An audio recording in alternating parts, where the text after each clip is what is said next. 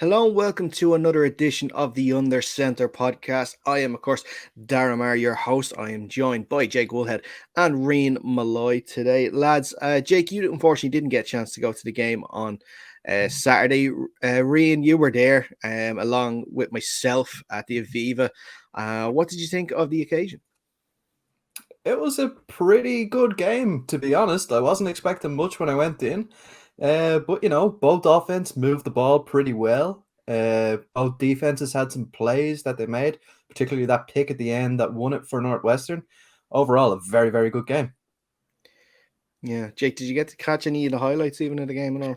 No, I literally was heading out at like 6 o'clock, so I watched the first half an hour, but I was already pre a few drinks at that point, so not too much in the old memory bank. But I heard it was a good event. I was offered multiple sets of tickets, and I heard there was free drinks, so I apparently missed out on the best evening ever. Definitely missed out on the best evening ever, and you're right with the amount of free drinks that were consumed by everyone. The videos I'm sure people have seen of the cup snakes going all around the stadium, even from tier to tier, have been fantastic as well. But yeah, really surprising result with Northwestern winning. Nebraska actually at one point were 13-point favorites in that game, so it just shows how good it was. Just me observing, obviously being on the defensive line, neither defensive line were that great, and it kind of well maybe both offensive lines are good, but neither defensive line was great. I was looking out for that. But overall, really, really good game, good occasion. Looking forward to next year now already for Notre Dame against Navy. That I'm sure will sell out in no time as well. And Nebraska, I must say, have a huge following that that follow them all over the country and even now to different countries too. Jake, nice to zoom in there. I like that. Yeah, That didn't was think that good. was going to be as dramatic as I thought it was going to be, but Is that like Jake's version of the Oscar music telling Dara to wrap it up and move on? Let's go. But we are just a week away, guys, from the start of the NFL season. This time next week, we will be looking ahead to Bills versus Rams in SoFi Stadium to kick off the season.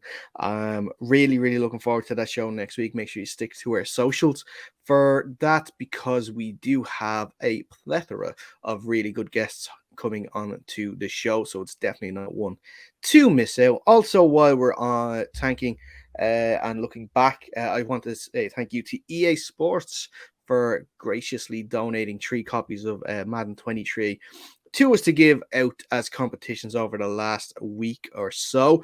We really appreciate that. Really appreciate everybody entering the competition and the feedback we received.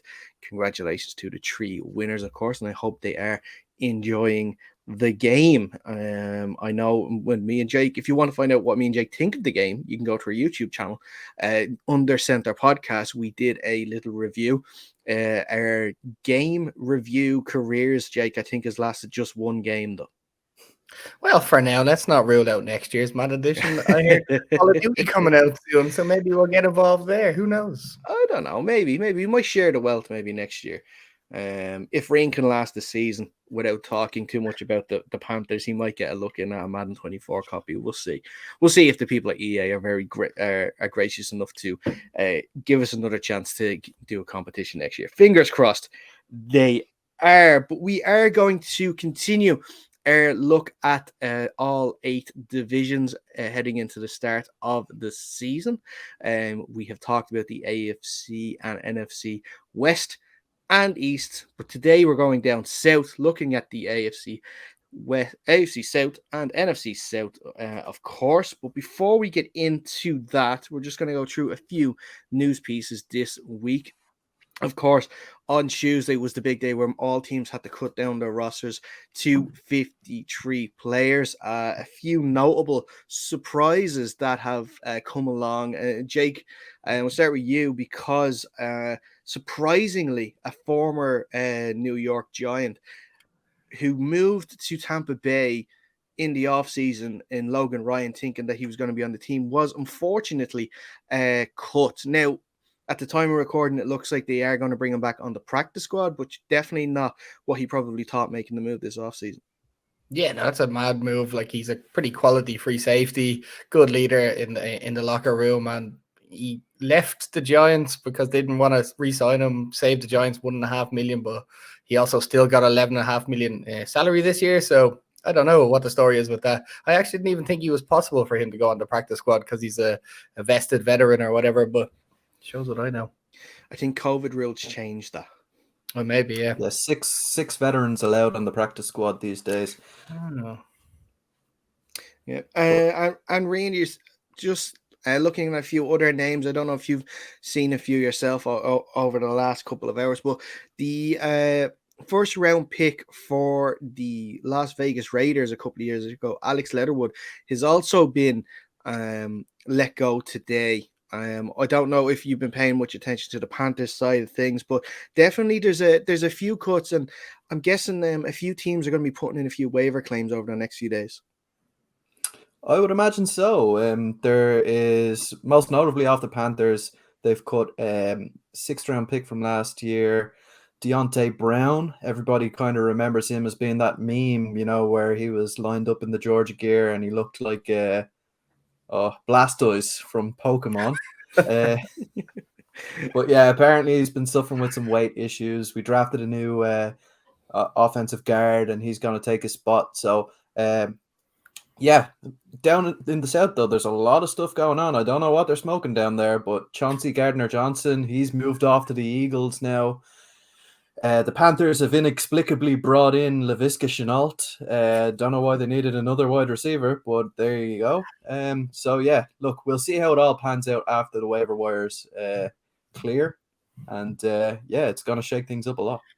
Derek, can I just say before we go on, did you see that stat about the Raiders draft picks from 2019, first round draft picks from 2019 to 2021?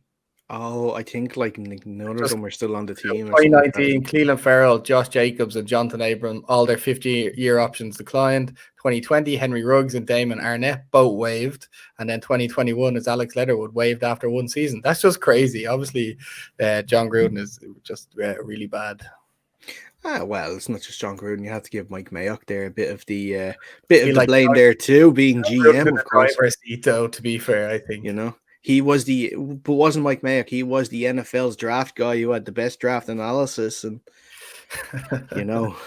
he didn't really stick to his. I don't know if he stuck to his own opinion, or like you said, Jake, that it was all John Gruden saying, "I've got the right feel for this guy. I like the way he feels."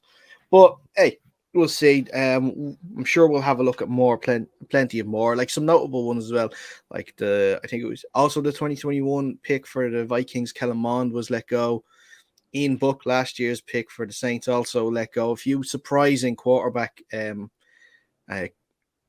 few releases, I should say. So definitely a few interesting ones there to keep your eye on. But we will move on to some of the other news this week, and quite upsetting, potentially almost tragic news with the Washington Commanders and their rookie running back Brian Robinson Jr.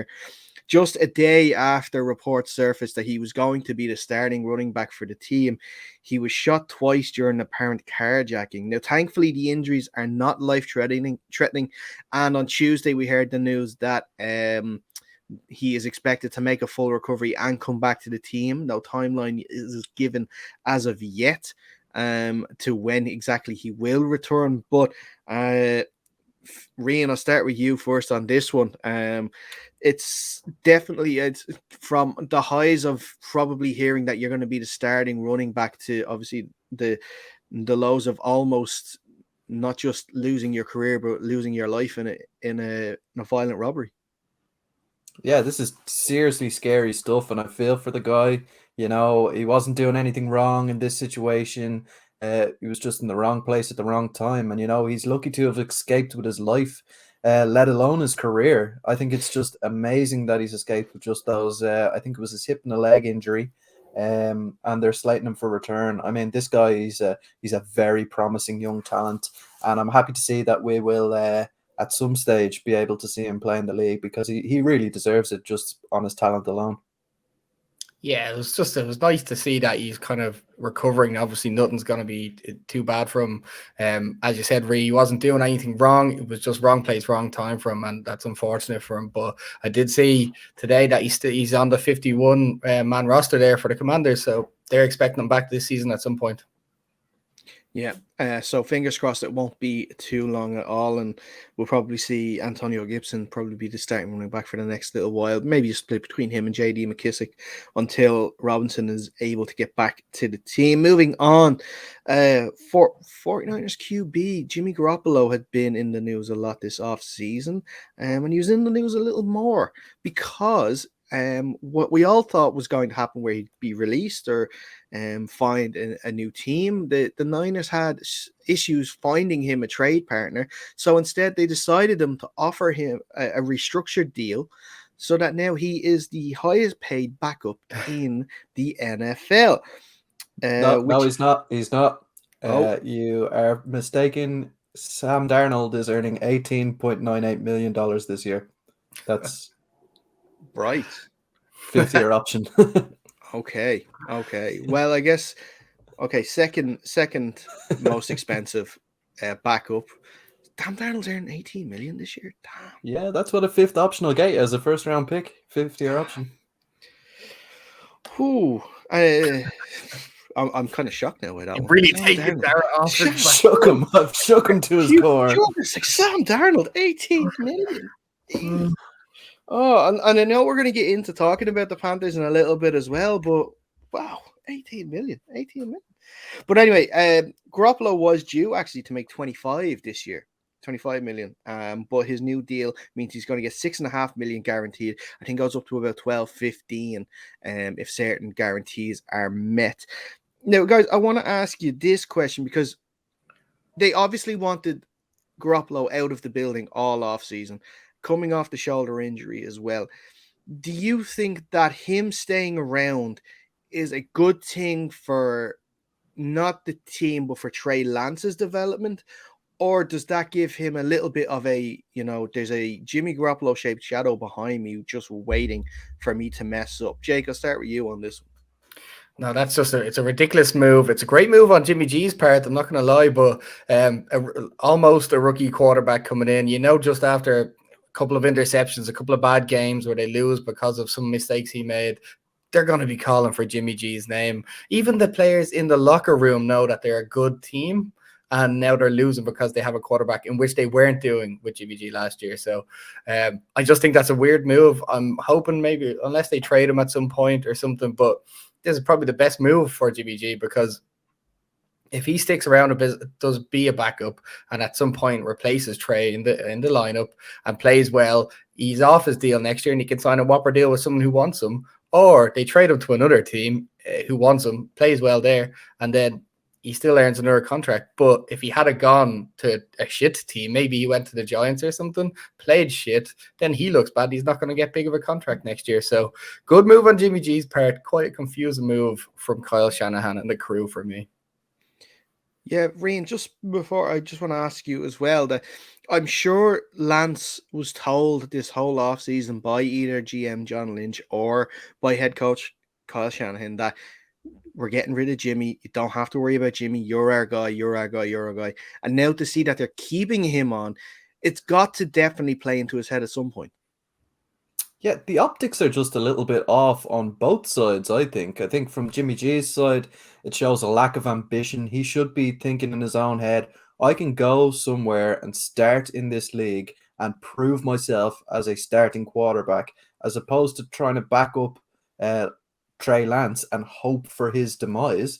It just seems a bit odd to me. But then on the 49ers side of things, it shows that they're not really 100% confident in Trey Lance's ability, or at least that's the way it looks from the outset. Now, they might try and spin it and tell Trey Lance, it's like, look, this is the best safety net you could ever have. Go out, sling the ball, put yourself out there, and, if you do get injured, don't worry about it. We have Trey Lance to come in, and we still are, I wouldn't say Super Bowl contenders, but certainly, playoff team. Still, though, the optics just don't sit right with me at all. No, I agree with you guys too. I think that this could have a negative impact on Trey Lance's development. If he had the freedom to know that, look, this year you can make mistakes. You are the starting quarterback. There are going to be some bumps and bruises. You're going to have to, get used to the NFL level. That I think that could have helped him knowing that he didn't have Jimmy Garoppolo there behind. And if the team feel like you mentioned that, like they need to do this to get into playoffs, that look, we're going to need to sit Lance. It's kind of that thing where, well, who is your starting quarterback? You can say it's Lance all you want, but if you're still having Jimmy G there, there's still that bit of doubt. And it still comes back to the day that Lance was drafted as well, because if we remember back to draft day, we all thought it was going to be Mac Jones. That's why they moved up and sold their We all soul. thought that era. If Yeah. we went back to that podcast, I don't know if we all thought that. No, we certainly Well, okay. Majority thought that. Okay, all right, Jake. All right, but like the majority thought that. That's why they sold the house to get Mac Jones at number 3, and they went with Trey Lance in the end. And then the reports came out that it was Shanahan who wanted Jones, and it was GM John Lynch that wanted Lance. And then they went with the GM, and they went with Lance. So we'll see. This is going to be an interesting year for the 49ers. I feel they have a decent roster there, like what you said, Reen, that I don't think they're particularly Super Bowl contenders. Despite the fact that they were only one game away from making the Super Bowl last season, I still think that they are a decent playoff team that are one of the only challengers to the Rams in the NFC West. And then we'll see how the chips fall in terms of who they have to play in the playoffs then in that scenario. We'll move on to our last piece of news before we get onto the main topic of today's show, and that is the NFL releases top 100 list.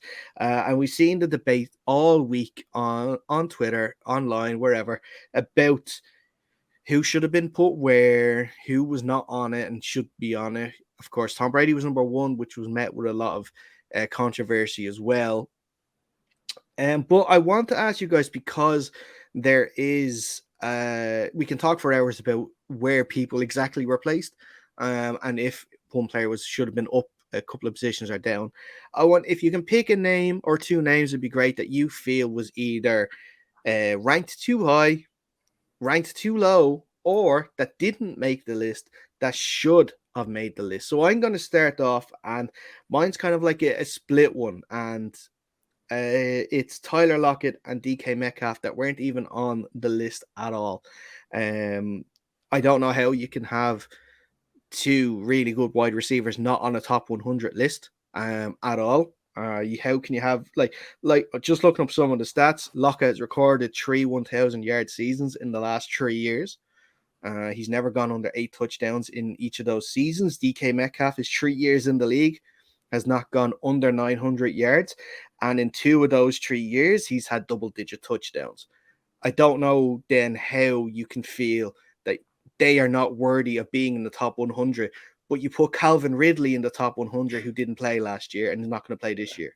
So that's my gripe with it, with the top 100 list. But Rain, I'll start with you. I'll go to you. Sorry, next on this one.